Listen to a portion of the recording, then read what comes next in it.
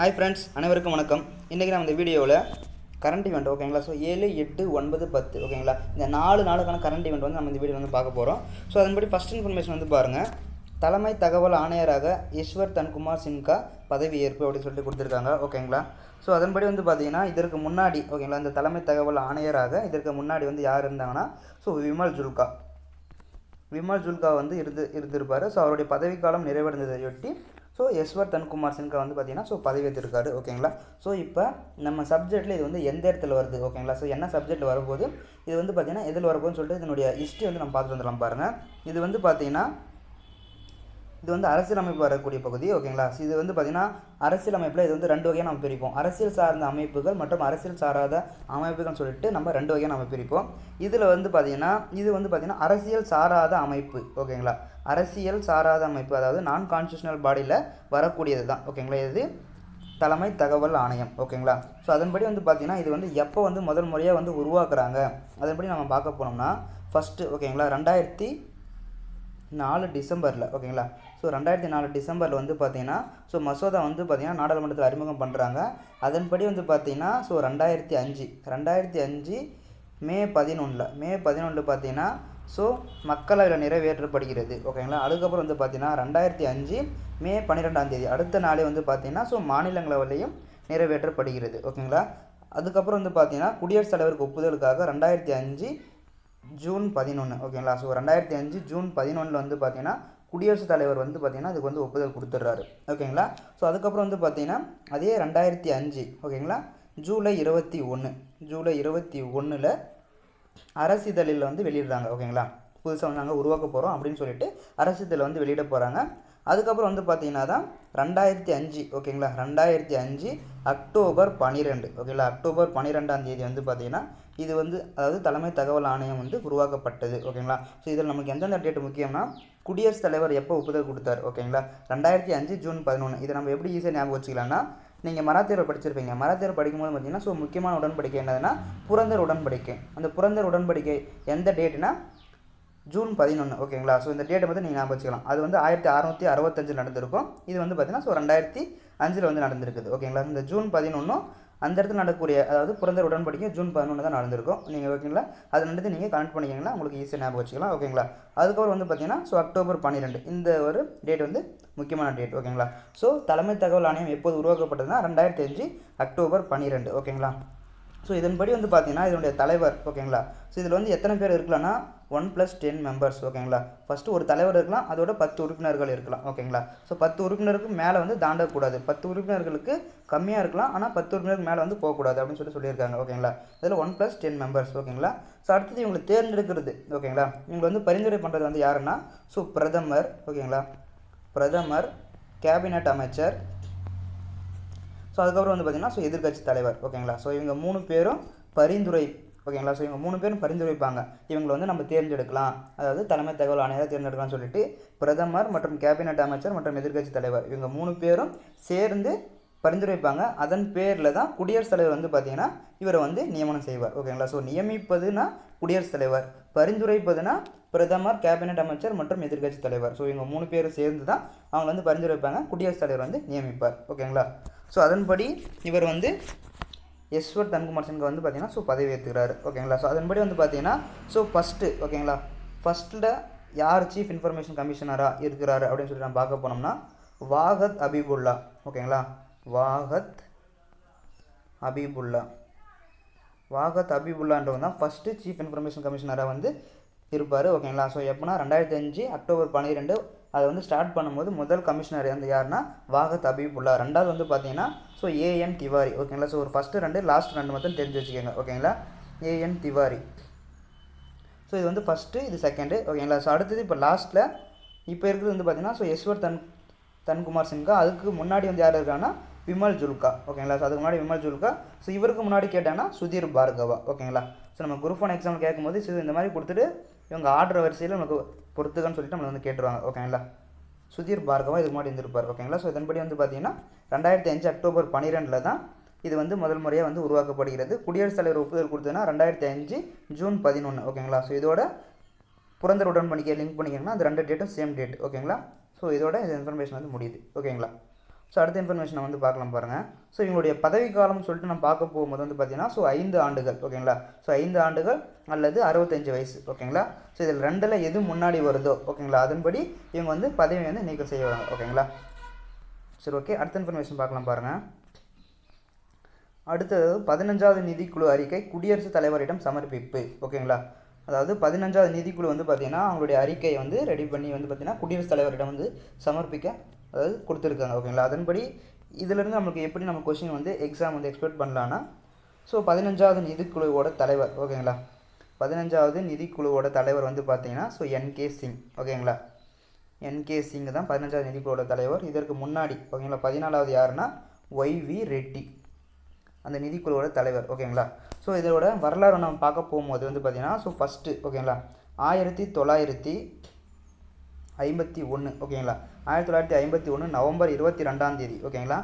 November 22 வந்து பார்த்திங்கன்னா so முதல் முறையாக இது வந்து அமைக்கப்படுகிறது. அதாவது நிதிக்குழு வந்து பார்த்திங்கன்னா ஸோ முதல் முறையாக அமைக்கப்படுகிறது ஓகேங்களா. ஸோ இது வந்து ஃபஸ்ட்டு நம்ம கான்ஸ்டியூஷன் ரீதியாக வந்து பார்க்கும்போது வந்து பார்த்திங்கன்னா இது வந்து அரசியல் சார்ந்த அமைப்பா அரசியல் சாராத அமைப்பா அப்படின்னு சொல்லிட்டு நம்ம பார்க்க போனோம்னா இது வந்து பார்த்திங்கன்னா அரசியல் சார்ந்த அமைப்பு ஓகேங்களா. அரசியல் சார்ந்த அமைப்பு. ஏன்னா இது வந்து நமக்கு அரசியல் அமைப்பில் பகுதி 12 ஓகேங்களா. பகுதி 12 நிதி வகையிலான உறவுகள்.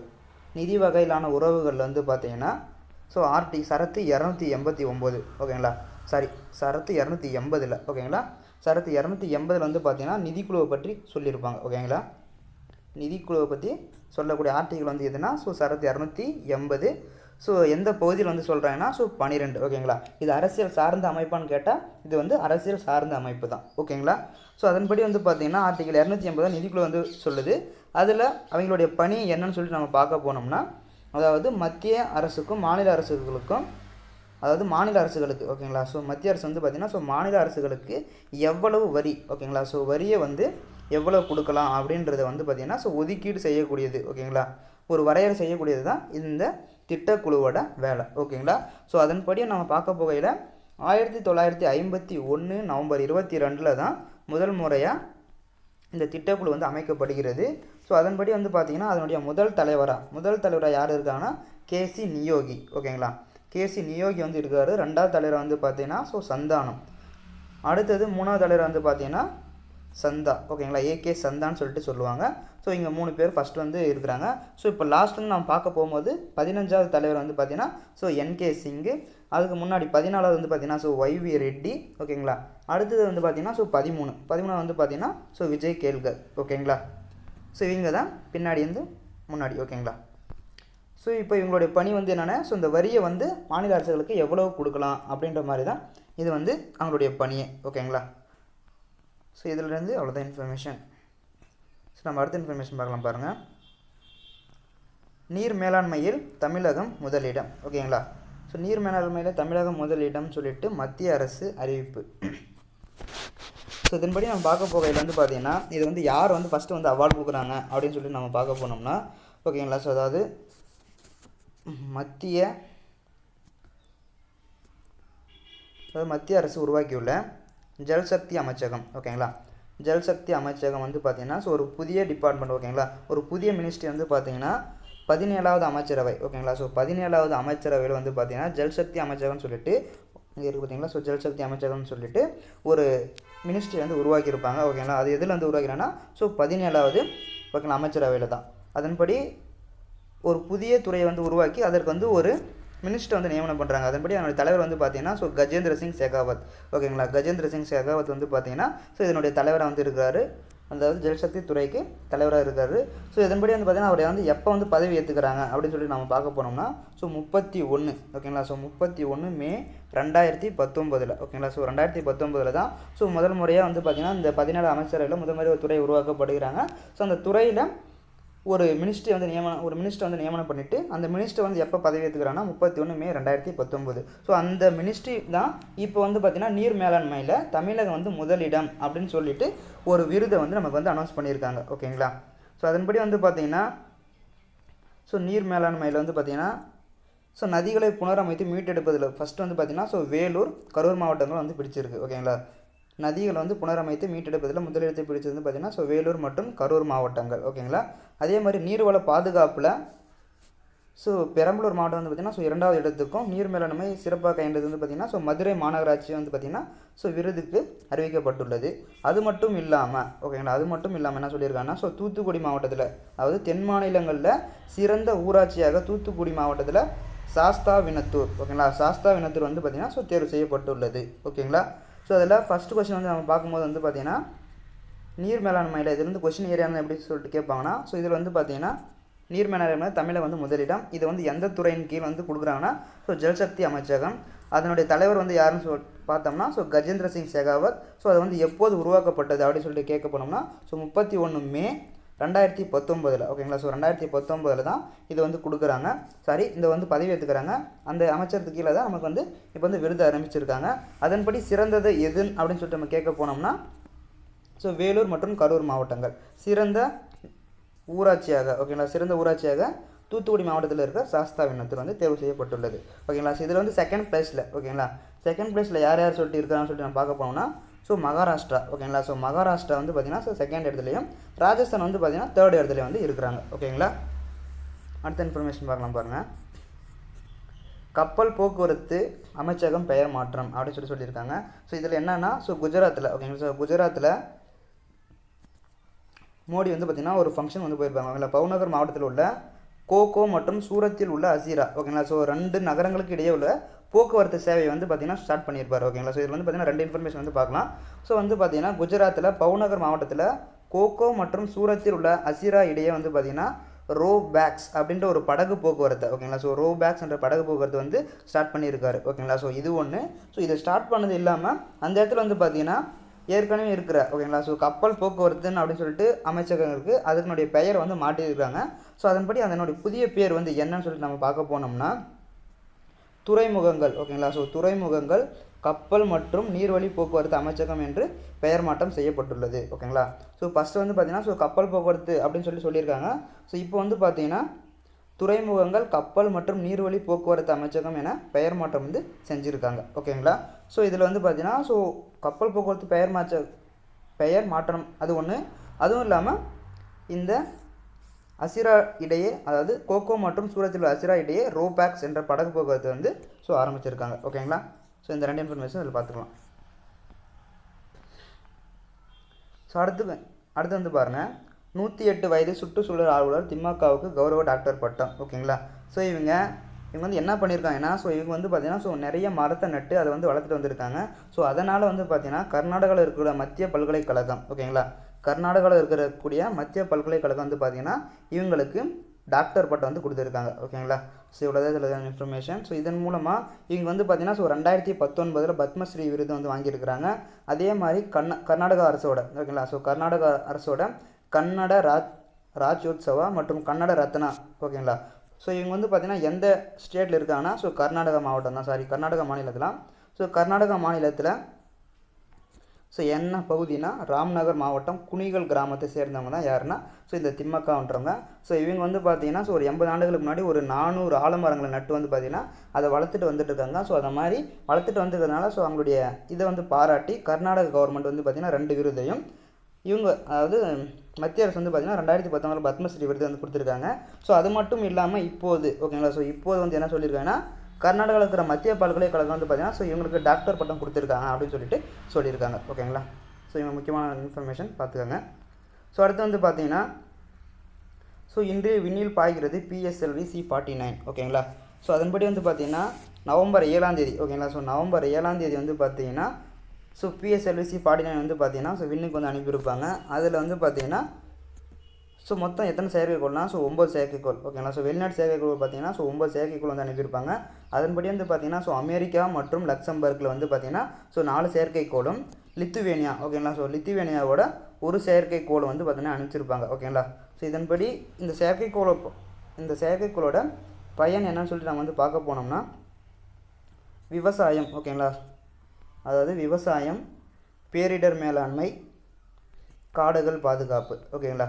ஸோ இந்த மாதிரியான காரணங்களுக்காக தான் ஸோ இந்த ராக்கெட் வந்து செலுத்தப்பட்டிருக்குது. அது மட்டும் இல்லாமல் வெளிநாட்டு செயற்கைக்கோள்கள் வந்து பார்த்திங்கன்னா ஸோ 9 செயற்கைக்கோள் ஓகேங்களா. ஸோ இந்தியாவது 1, வெளிநாட்டு செயற்கைக்கோள்கள் மொத்தம் 9 ஓகேங்களா. ஸோ அதில் அமெரிக்கா 4, லக்சம்பர்க் 4 ப்ளஸ் லித்துவேனியா வந்து 1 ஓகேங்களா. ஸோ இத்தனை செயற்கைக்கோளோட விண்ணில் பாய்ஞ்சிருக்கு. ஸோ முக்கியமான நோக்கம் விவசாயம், பேரிடர் மேலாண்மை, காடுகள் பாதுகாப்பிற்காக தான் இது வந்து அனுப்பப்பட்டது. ஸோ அனுப்பப்பட்ட டேட்டுன்னு கேட்டால் நவம்பர் 7 ஓகேங்களா.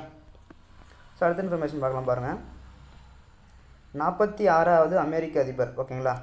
ஸோ இதுலேருந்து நமக்கு எப்படி கொஸ்டின் கேட்கலாம், ஸோ எத்தனையாவது அதிபராக அமெரிக்க ஜோ பிடன் வந்து தேர்ந்தெடுக்கப்பட்டார் அப்படின்னு சொல்லிட்டு கேட்டுக்கலாம் ஓகேங்களா. ஸோ அமெரிக்கா எலெக்ஷன் நடந்தது, அதன்படி வந்து பார்த்தீங்கன்னா ஸோ அதிபராக வந்து தேர்ந்தெடுக்கப்பட்டவர் வந்து யாருன்னா ஸோ ஜோ பிடன் ஓகேங்களா. ஸோ ஜோ பிடன் இவர் வந்து பார்த்தீங்கன்னா ஸோ 46வது அதிபர் ஓகேங்களா. ஸோ எத்தனாவது அதிபர்னா ஸோ 46வது அதிபர். ஸோ இது மட்டும் இல்லாமல் இவருக்கு வேறு என்ன ஸ்பெஷல் அப்படின்னு சொல்லி நம்ம பார்க்க போனோம்னா ஸோ இதுவரை ஓகேங்களா, ஸோ இதுவரையில் இருந்த அமெரிக்க அதிபர்களிலே ஓகேங்களா இவர் தான் ரொம்ப மிகவும் வயதான அதிபர் அப்படின்னு சொல்ல வராங்க. அதுபடி இவருக்கு வயசு வந்து எவ்வளோன்னு பார்த்தோம்னா 77 வயது ஓகேங்களா. ஸோ இவருக்கு 77 வயதாக இருந்தனால இதுவரை தேர்ந்தெடுக்கப்பட்ட அதிபர்களே இவர் தான் மிகவும் வயதான அதிபர்னு சொல்லியிருக்காங்க ஓகேங்களா. ஸோ இவர் எத்தனாவது அதிபர்னு கேட்டாங்களா, ஸோ 46வது அதிபர் ஓகேங்களா. ஸோ அடுத்த இன்ஃபர்மேஷன் பார்க்கலாம் பாருங்கள். பாரிஸ் மாஸ்டர் மெத்வதேவ் சாம்பியன் அப்படின்னு சொல்லியிருக்காங்க. ஸோ பிரான்ஸ் தலைநகரோட பாரிஸ் நடந்ததில் ஸோ டென்னிஸ் போட்டியில் ஒற்றையர் பிரிவில் ஓகேங்களா. ஸோ ஒற்றையர் பிரிவில் வந்து பார்த்தீங்கன்னா ஸோ மெத்வதேவ் வந்து பார்த்தீங்கன்னா ஸோ சாம்பியன் பட்டத்தை வந்து வின் பண்ணியிருக்காரு. ஸோ இவர் வந்து எதிர்த்து ஆடினது வந்து பார்த்தீங்கன்னா ஸோ ஜெர்மனியின் அலெக்சாண்டர் ஓகேங்களா. ஸோ ஜெர்மனியின் அலெக்சாண்டர் ஸ்வெராவை எதிர்த்து இவர் வந்து போட்டியிட்டு ஜெயிச்சிருக்காரு. யாருன்னா மெத்வதேவ் ஓகேங்களா. ஸோ அடுத்தது இரட்டையர் பிரிவில் ஓகேங்களா. ஸோ இரட்டையர் பிரிவில் வந்து யார் வந்து ஜெயிச்சிருக்காங்கன்னா ஓகேங்களா ஹியூபர்ட் எர்காக்ஸ் ஓகேங்களா. ஹியூபர்ட் எர்காக்ஸ் மற்றும் கனடாவின் பெலிக்ஸ் ஆகர் அலியாசிமே ஓகேங்களா. ஸோ போலந்தோடு சேர்ந்த ஹியூபர்ட் எர்காக்ஸ் மற்றும் கனடாவோட வந்து பார்த்திங்கன்னா பெலிக்ஸ் ஆகர் அலியாசிமே ஓகேங்களா. ஸோ இவங்க 2 பேரோட சேர்ந்து இரட்டை பிரிவில் வந்து இவங்க வந்து வின் பண்ணியிருக்காங்க. ஒற்றையர் பிரிவில் மெத்வதேவ் மட்டும் தான் வின் பண்ணியிருக்காங்க ஓகேங்களா. ஸோ அடுத்த இன்ஃபர்மேஷன் பார்க்கலாம் பாருங்கள். புற்றுநோயை தடுக்க விழிப்புடன் இருப்போம் துணை முதல்வர் ஓகேங்களா. ஸோ அதன்படி வந்து பார்த்திங்கன்னா ஒவ்வொரு வருடமும் தேசிய புற்றுநோய் தடுப்பு விழிப்புணர்வு தினம் வந்து பார்த்திங்கன்னா ஸோ நவம்பர் 7ஆம் தேதி வந்து கொண்டாடப்படுகிறாங்க ஓகேங்களா. ஸோ அதன்படி இவர் வந்து ஒரு வாழ்த்து வந்து தெரிவிச்சிருக்காரு ஓகேங்களா. ஸோ இதில் நம்ம தெரிஞ்சுக்க வேண்டிய கொஸ்டின் பார்த்திங்கன்னா தேசிய புற்றுநோய் தடுப்பு விழிப்புணர்வு தினம் நவம்பர் 7 ஓகேங்களா. ஸோ அது மட்டும் இல்லாமல் இப்போ நவம்பர் 8 ஓகேங்களா. ஸோ நவம்பர் 8ஆம் தேதி என்ன தினம்னு சொல்லிட்டு எடுத்துக்கிட்டோம்னா ஸோ பண மதிப்பிழப்பு நடவடிக்கை ஓகேங்களா. 2016 வந்து பார்த்திங்கன்னா இது வந்து நடந்திருக்கும் ஓகேங்களா. நவம்பர் 8 2016 நடந்திருக்கக்கூடியது தான் ஸோ பண மதிப்பிழப்பு. இதை வந்து கருப்பு தினம்னு கூட சொல்லிட்டு நம்ம அனுசரிச்சுட்டு இருப்போம் ஓகேங்களா. அதே மாதிரி நவம்பர் 9 என்ன ஸ்பெஷல் டே அப்படின்னு சொல்லி நம்ம பார்க்க போனோம்னா ஸோ நவம்பர் 9 வந்து பார்த்திங்கன்னா அதாவது பாபர் மசூதி ஓகேங்களா. ஸோ பாபர் மசூதியில் தீர்ப்பு வந்த ஆண்டு பார்த்திங்கன்னா ஸோ நவம்பர் 9 2019 ஓகேங்களா. போன வருஷம் பார்த்திங்கன்னா நவம்பர் 9ஆம் தேதி வந்து பார்த்திங்கன்னா பாபர் மசூதியோட தீர்ப்பு வந்திருக்கும் ஓகேங்களா. இது வந்து முக்கியமான வருஷம் என்ன பார்த்துக்கோங்க ஓகேங்களா. ஸோ ரொம்ப நாளாக நிலுவையில் இருந்த வழக்கு வந்து பார்த்திங்கன்னா ஸோ போன வருஷம் நவம்பர் 9 2019 தான் ஸோ தீர்ப்பு வந்து கொடுத்துருக்காங்க ஓகேங்களா. ஓகே ஃப்ரெண்ட்ஸ், இந்த வீடியோ பிடிச்சிருந்தா லைக் பண்ணுங்கள், ஷேர் பண்ணுங்கள், மறக்காமல் சேனலை சப்ஸ்கிரைப் பண்ணுங்கள். தேங்க்யூ.